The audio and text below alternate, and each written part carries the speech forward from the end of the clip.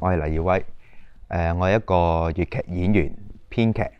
今次呢個戲佢係結合咗有一部分現實係用話劇去演出嘅。好似叫做阿牛啊，係嘛？咁你可唔可以話俾我知呢度有冇收埋啲汽油？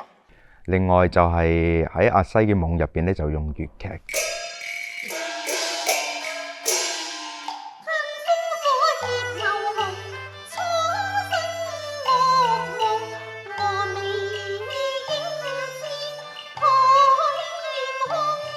其實呢個戲係佢之前一個話劇導演過嘅咁樣，咁當然我哋唔可以跟嗰個嘅話劇個版本去做啦咁樣，咁所以喺編寫嘅過程入邊，其實點樣取材每一個夢入邊嗰個情節係點樣樣，呢個係第一個難點。第二個難點咧就係因為 Mo Sir 今次呢個計劃咧係想為粵劇探索一啲新嘅嘢。咁所以喺我哋寫劇本嘅時候咧，都要留翻一啲空間咧，俾佢可以喺探索呢一方面咧，係可以做到功夫咯。咁所以喺寫嘅過程入邊咧，我用咗一個好傳統嘅粵劇格式個方法去寫。雖然佢話呢一個係新嘅粵劇比較新啲嘅創作啦，佢諗住係，因為佢之前有一個薛平貴就係一個舊嘅創作咁樣。無論音樂啊、編排啊等等、鑼鼓啊呢啲，我哋喺排嘅時候，我哋再揾一啲新嘅嘢出嚟，因為始終 Mo Sir 想做嘅喺粵劇上面發展。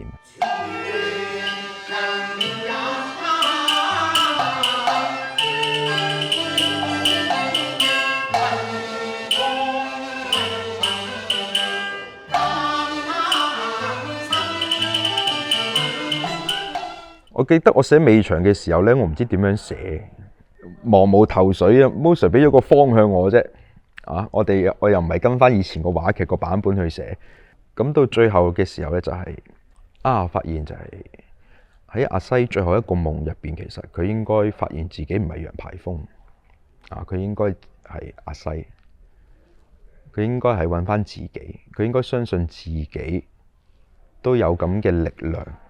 去完成佢自己嘅夢想。啲之前嗰幾個版本都冇呢個方向嘅情節啦。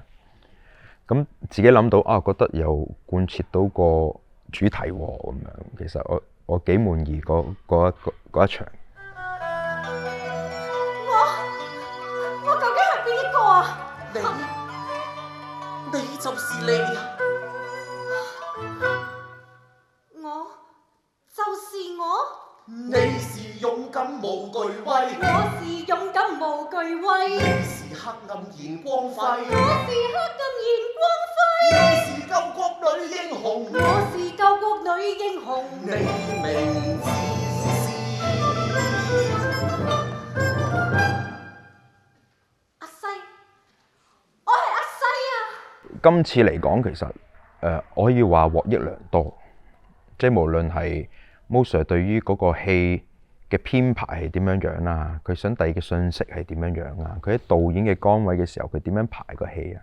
咁喺戲曲嘅發展入邊，Mo Sir 都係佢的而且確有呢個心啦。今次參加呢個戲嘅演員都係比較年輕，即係透過今次呢個演出咧，其實佢哋擴闊咗自己嘅視野，同埋嗰個演戲嘅方法係點樣樣。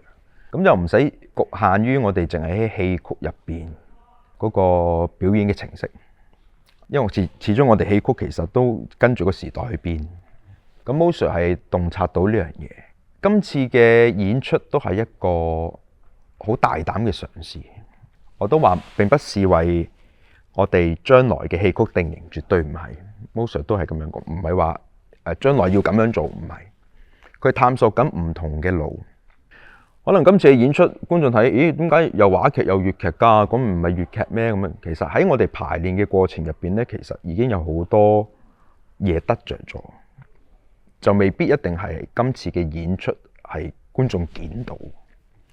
咁所以呢樣嘢係好緊要咯。